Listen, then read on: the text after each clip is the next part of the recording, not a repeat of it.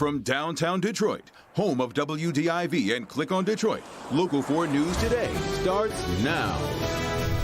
Detroit police show the moments leading to a deadly officer-involved shooting to set the record straight, but protesters still want answers. And pressure on schools to reopen in the fall as COVID-19 numbers surge across the country.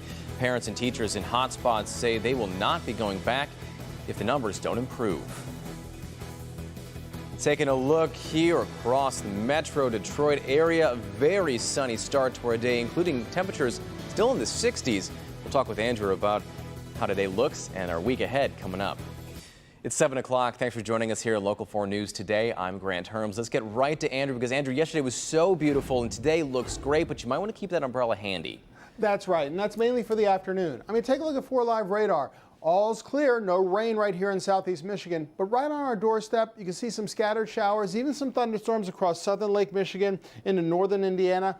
These showers and storms are generally traveling to the south. They are not moving in our direction, but that general instability is moving in our direction. So the atmosphere becomes a little more unstable as we go through the day today because of an area of low pressure that's going to pass just to our south, but it's large enough to influence us and give us that chance of scattered showers popping up. And that's not until 2, 3 o'clock and afterward, and it does not mean widespread rain. So no washout for today. Keep your plans intact. Just be prepared with that umbrella or some rain gear or a plan to just duck inside briefly if a shower pops up where you are. We're looking at 78 degrees by noon. Despite the chance of a scattered shower or two at 4 o'clock, we're still going to get warmer, folks, and seasonable. Feels like summer without the oppressive humidity. Highs today around 83 degrees. But it's still July. Some of that heat and humidity, that high heat and humidity, it makes a return later this week. More on that in your 7-day forecast. Thanks, Andrew. See you soon. Well, firefighters worked through the night to contain a tanker fire in Bloomfield Township. Hazmat crews were on the scene near Square Lake Road and I-75, where the gasoline tanker caught fire. You can see the fire was producing massive flames and plumes of black smoke.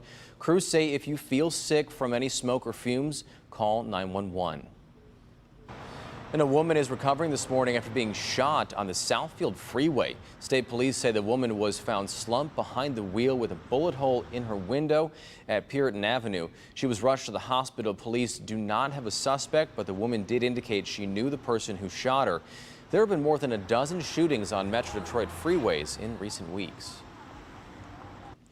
The brother of the 19-year-old killed in a shootout with Detroit police says he wants a meeting with the mayor and chief of police. 19-year-old Hakim Littleton was shot at McNichols and San Juan Friday. Detroit police showed videos showing he fired at officers first. His death sparked protests that continued for a second day. Victor Williams spoke to Littleton's brother. Well, we've already heard from Hakim Littleton's mother, but now we're hearing from a man who identifies himself as Littleton's older brother. He says he's not going to stop whatsoever until he's gotten justice for his sibling that he called a hero. And Chief James Craig needs to tell the truth. Hakim Littleton's older brother, Rashad Littleton Schaefer, speaking out against what he calls a crime before a group of protesters organized by Detroit Will Breathe. I want justice. Even despite the video evidence, Rashad is refusing to believe how the incident played out. Many protesters by his side took to the streets to voice their opinions on major roadways like Livernois and Outer Drive, along with several residential streets as well. I want Chief James Craig to stop lying because he's not making sense.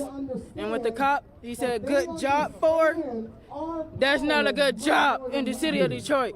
We know for a fact that had we not been here, that video would have been released the same day. Police Chief James Craig spoke on the matter this morning, where it was stated that he still stands behind his officers and their decision to pull the trigger. Clearly, when you look at this video, the officer responded appropriately.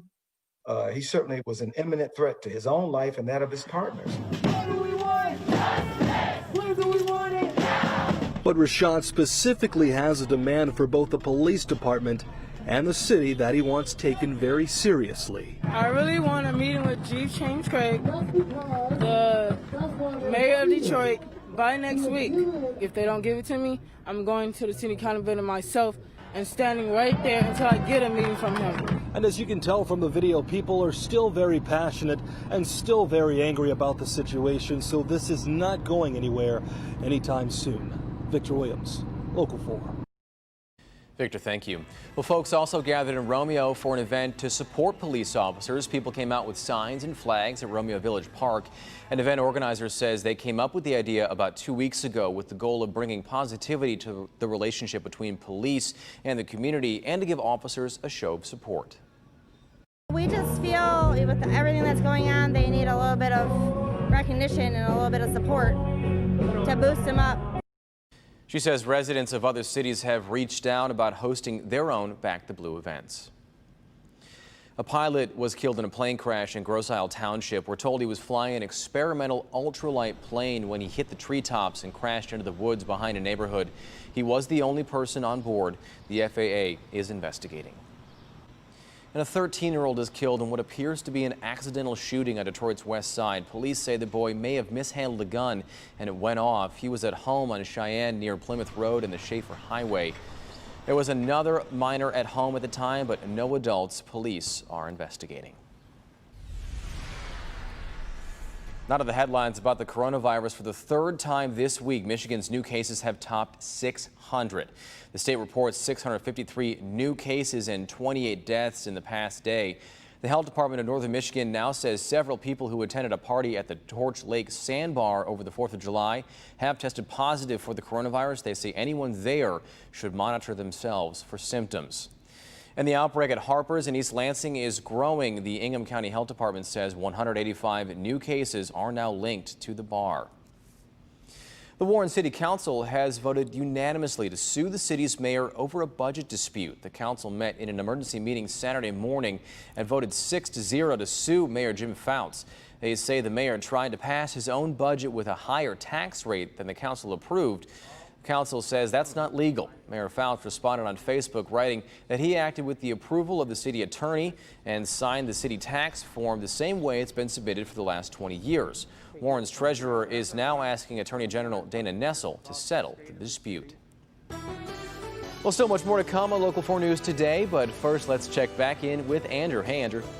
Hey there, Grant, and good morning, everyone. We're looking at temperatures still in the upper 60s to about 70 degrees, mild, cool, if you will, and comfortable, and dry, but only for now. More on the chance of showers this afternoon and more heat returning later this week in your weather forecast.